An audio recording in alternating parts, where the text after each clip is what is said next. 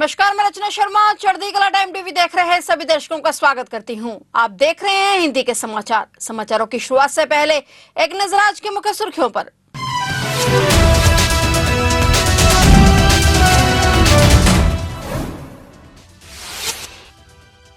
प्रधानमंत्री नरेंद्र मोदी ने अमेरिकी राष्ट्रपति डोनाल्ड ट्रंप से फोन पर की बात। कहा, भारत अमेरिका संबंधों को और मजबूत करने के लिए तैयार। ट्रंप ने की भारत और प्रधानमंत्री मोदी की सराहना।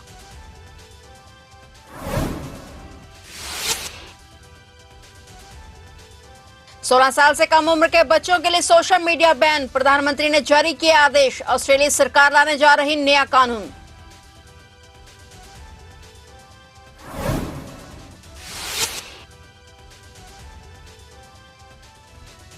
अवैध खनन घोटाला मामले में सीबीआई का एक्शन। साहिबगंज के पूर्व खनन अधिकारी के ठिकानों पर रेड। भारी मात्रा में नकदी और गहने जब्त।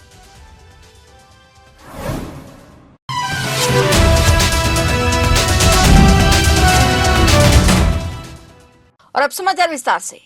प्रधानमंत्री नरेंद्र मोदी ने अमेरिकी राष्ट्रपति डोनाल्ड ट्रंप से फोन पर बात कर उन्हें चुनावी जीत पर बधाई दी। दोनों नेताओं ने भारत अमेरिका संबंधों को और मजबूत करने, विशेषकर प्रौद्योगिकी, रक्षा, ऊर्जा और अंतरिक्ष के क्षेत्र में सहयोग बढ़ाने की इच्छा जताई। सूत्रों के मुताबिक डोनाल्ड ट्रंप ने बातचीत के दौरान प्रधानमंत्री मोदी को उनकी नेतृत्व क्षमता और भारत की ताकत का खुलकर सम्मान किया। ट्रंप ने कहा कि पूरी दुनिया प्रधानमंत्री मोदी से बेहद प्यार करती है और भारत एक शानदार देश है। इसके साथ ही उन्होंने मोदी को एक महान व्यक्ति भी बताया। अमेरिकी राष्ट्रपति ने यह भी बताया कि चुनाव में अपनी जीत के बाद वह सबसे पहले प्रधानमंत्री मोदी से बात करना चाहते थे, जो दर्शाता है कि ट्रंप भारत के साथ अपने संबंधों को अहम मानते हैं। प्रधानमंत्री मोदी और राष्ट्रपति ट्रंप की यह बातचीत यह दर्शाती है कि भारत और अमेरिका दोनों देशों के संबंधों को नई दिशा देने के लिए तैयार है और इस साझेदारी से न सिर्फ दोनों देशों के नागरिकों को फायदा होगा, बल्कि वैश्विक शांति, स्थिरता और समृद्धि के लिए भी एक मजबूत कदम साबित हो सकता है। ऑस्ट्रेलिया में अब 16 साल से कम उम्र के बच्चों के लिए सोशल मीडिया का उपयोग पूरी तरह से प्रतिबंधित कर दिया गया है। प्रधानमंत्री एंथनी अल्बानी ने एक महत्वपूर्ण ऐलान किया, जिसमें उन्होंने कहा कि ऑस्ट्रेलियाई सरकार एक नया कानून लाने जा रही है, जिसके तहत 16 साल से कम उम्र के बच्चे अब सोशल मीडिया प्लेटफॉर्म का उपयोग नहीं कर सकेंगे। यह निर्णय बच्चों के मानसिक और शारीरिक स्वास्थ्य को बेहतर बनाने के लिए लिया गया है, क्योंकि सोशल मीडिया के दुष्प्रभावों से उन्हें नुकसान हो सकता है। उन्होंने ये भी कहा कि यह समय आ गया है कि सरकार इस मुद्दे पर सख्त कदम उठाए, ताकि बच्चों को मानसिक और शारीरिक रूप से नुकसान से बचाया जा सके। उनका मानना है कि सोशल मीडिया पर अत्यधिक समय बिताने से बच्चों में आत्ममूल्य की कमी, चिंता, अवसाद और अन्य मानसिक स्वास्थ्य समस्याएं बढ़ रही हैं। अल्बानी ने इस बात पर जोर दिया कि 16 साल से कम उम्र के बच्चों के लिए सोशल मीडिया का उपयोग रोकने के लिए यह कानून इस साल संसद में पेश किया जाएगा और इसके पास होने के बाद उसे 12 महीने के भीतर लागू कर दिया जाएगा। उन्होंने ये भी स्पष्ट किया कि जो बच्चे अपने माता पिता की सहमति से सोशल मीडिया का उपयोग करना चाहते हैं, उन्हें भी अनुमति नहीं दी जाएगी। ऑस्ट्रेलिया की सरकार का यह निर्णय बच्चों के लिए एक सुरक्षित और स्वस्थ वातावरण बनाने की दिशा में महत्वपूर्ण कदम है।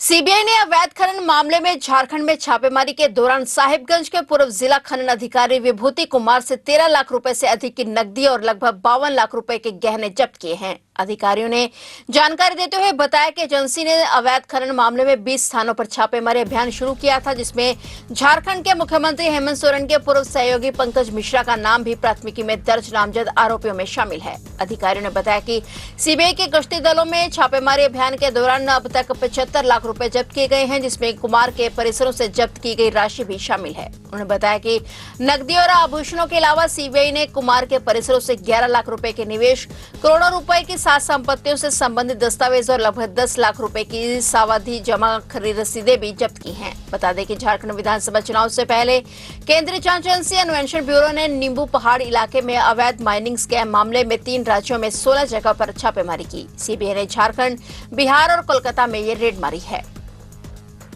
आम आदमी पार्टी सुप्रीमो अरविंद केजरीवाल पंजाब आ रहे हैं। पंजाब में 4 सीटों पर हो रहे उपचुनाव के लिए केजरीवाल प्रचार करेंगे। उनके कार्यक्रमों की रूपरेखा तैयार की जा रही है। पंजाब में 4 सीटों पर 13 नवंबर को होने वाले उपचुनाव के लिए मुख्यमंत्री भगवंत मान ने मोर्चा संभाला हुआ है। वह सभी हलकों में रोड शो और रैलियां कर रहे हैं और वहीं अब 9 नवंबर से पार्टी प्रमुख अरविंद केजरीवाल प्रदेश में सक्रिय होने जा रहे हैं। इस दौरान वह चब्बेवाल और डेरा बाबा नानक और 10 नवंबर को गिद्धड़बाहा और बरनाला में चुनाव प्रचार करने की तैयारी कर रहे हैं। इस मौके पर सीएम भगवंत मान उनके साथ रहेंगे। आप पंजाब की तरफ से उनके चुनावी कार्यक्रमों और रैलियों की तैयारियां शुरू कर दी गई हैं। पार्टी के सभी हलकों में प्रभारी और मंत्री पहले से ही एक्टिव हैं और सरकार के कार्यों को लोगों के बीच जाकर लेकर आ रहे हैं। और इसी तरह राज्य सरकार की तरह से हाल ही में पंचायती चुनावों के बाद सरपंचों को शपथ दिलाने के लिए एक राज्य स्तरीय समारोह करवाने की भी तैयारी की जा रही है। लुधियाना में 8 नवंबर को यह चुनाव हो सकता है, जिसमें आप प्रमुख केजरीवाल हिस्सा लेंगे और इसके बाद ही वे उपचुनाव में प्रचार शुरू करेंगे।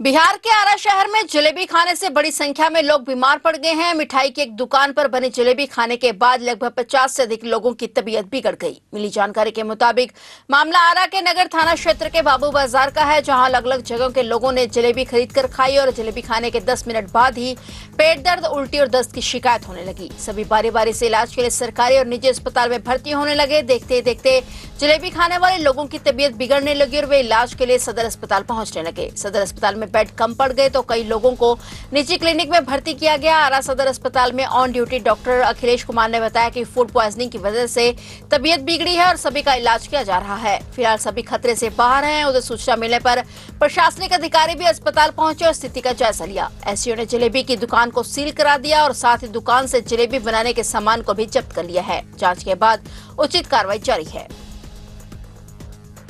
उत्तर प्रदेश की राजधानी लखनऊ में पीजे इलाके में रहने वाली सेवानिवृत्त जज की बेटी की अपार्टमेंट की 10वीं मंजिल से गिरकर संदिग्ध परिस्थितियों में मौत हो गई। वहीं लड़की के पिता ने अपने दामाद पर रुपए के लालच में बेटी को धक्का देकर हत्या करने का आरोप लगाया है। उन्होंने ये भी दावा किया है कि दामाद उनकी बेटी प्रीति को शादी के बाद से ही पैसों के लिए परेशान कर रहा था। जानकारी के मुताबिक उन्होंने अपनी 42 वर्षीय बेटी प्रीति की शादी नवम्बर 2012 में पीएनबी में कार्यरत लॉ ऑफिसर रविंद्र कुमार त्रिवेदी से की थी। प्रीति के 2 बेटे हैं। उनके पोते और अपार्टमेंट के गार्ड से सूचना मिली कि प्रीति की 10वीं मंजिल से गिरकर मौत हो गई है। वहीं सूत्रों के मुताबिक इस मामले में लखनऊ पुलिस ने बताया कि शव को स्थानीय एसजीपीजीआई पुलिस ने कब्जे में ले लिया है और पोस्टमार्टम के लिए भेज दिया गया है। वहीं आरोपी अपने बच्चों को लेकर फरार है और फिलहाल इस मामले में एफआईआर दर्ज कर ली गई है और आगे की कानूनी कार्रवाई की जा रही है। पुलिस और फोरेंसिक टीमें जांच में जुटी हुई हैं। ये इस बात का दबाव बनाता था कि मेरा जो है लोन में 75,000 रुपये महीने का जो है कटौती हो जा रही है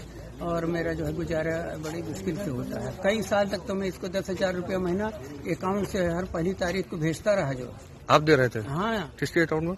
इसी के रविंद्र के अकाउंट में। हर महीने? हर महीने। कब से भेज रहे हैं सर? मैं ये तो बात मैं अब इधर तो नहीं भेज रहा था। जब एक बार इसने धमकाना शुरू कर दिया कि बैंक के हर तारीख पहली तारीख को हम जैसे पेंशन आती थी तो इसके अकाउंट में हम ट्रांसफर कर देते थे। फिर एक बार बैंकों की हड़ताल 3-4 दिन की हो गई थी तो इसके अकाउंट में जा नहीं पाया तो धमकाने लगा। जब ये धमकाने लगा तो हमने पैसा भेजना इसको बंद कर दिया। वायु प्रदूषण की समस्या पूरे देश में गंभीर हो गई है। सुप्रीम कोर्ट ने भी इसे लेकर नाराजगी जाहिर की है और यही वजह है कि अब केंद्र ने भी पराली की समस्या के खिलाफ सख्त रुख अपनाने का फैसला किया है। केंद्र सरकार ने पराली जलाने वाले किसानों पर जुर्माने की राशि बढ़ाकर दोगुनी कर दी है। 2 एकड़ से कम जमीन की पराली जलाने पर जुर्माने की राशि 5,000 रुपए रहेगी। वहीं 2 से 5 एकड़ जमीन पर यह जुर्माना बढ़ाकर 2 गुना यानी 10,000 रुपए कर दिया गया है। वहीं 5 एकड़ से ज्यादा जमीन पर पराली जलाने पर जुर्माने की राशि बढ़ाकर 30,000 रुपए कर दी गई है। जम्मू कश्मीर विधानसभा में आज काफी हंगामा हुआ है। अनुच्छेद 370 को लेकर सदन में हाथापाई हुई और हंगामे के बाद स्पीकर ने विधानसभा की कार्रवाई कुछ देर के लिए स्थगित कर दी, जिसके बाद स्पीकर ने कहा कि जो वेल में आए उनको बाहर निकालो। जिस बीच मार्शलों ने कुछ भाजपा विधायकों को विधानसभा से बाहर निकाल दिया। जम्मू कश्मीर विधानसभा में विधायक खुर्शीद अहमद शेख द्वारा अनुच्छेद 370 पर बैनर दिखाए गए और विपक्ष के नेता सुनील शर्मा ने इस पर आपत्ति जताई। बैनर को देखकर भाजपा के विधायक भड़क गए और उन्होंने उनको हाथ से उस पोस्टर को छीन लिया। भाजपा विधायकों ने शेख खुर्शीद के हाथ से पोस्टर लेकर अपने हाथों से फाड़ दिया और इस दौरान हाथापाई होने लगी और जमकर हंगामा हुआ। इस दौरान पीडीपी ने जम्मू कश्मीर विधानसभा में अनुच्छेद 370 और 35A की बहाली की मांग को लेकर प्रस्ताव पेश किया। मुंबई पुलिस ने बॉलीवुड सुपरस्टार सलमान खान के लिए मुंबई ट्रैफिक पुलिस के कंट्रोल रूम को धमकी भरा संदेश भेजने के आरोप में कर्नाटक से बिक्रम जलाराम बिश्नोई को गिरफ्तार कर लिया है। पुलिस के मुताबिक लॉरेंस बिश्नोई का भाई होने का दावा करने वाला आरोपी बिक्रम जलाराम बिश्नोई राजस्थान के जलोर जिले का मूल निवासी है। दरअसल फिल्म अभिनेता सलमान खान को 4 नवंबर को एक और धमकी मिली थी। धमकी देने वाले ने उनसे 5 करोड़ रुपए की मांग की थी। उसका दावा था कि वह जेल में बंद गैंगस्टर लॉरेंस बिश्नोई का भाई है और मामले में कर्नाटक के हुबली में एक संदिग्ध को पकड़ा गया था। उसके बाद मुंबई पुलिस की टीम को वहां रवाना किया गया और पेशे से वेल्डर व्यक्ति को पूछताछ के बाद मुंबई पुलिस ने गिरफ्तार कर लिया है। फिलहाल हिंदी के समाचारों में इतना ही और नए समाचारों के साथ फिर से हाजिर होंगे। तब तक के लिए देखते रहिए चढ़ती कला टाइम टीवी।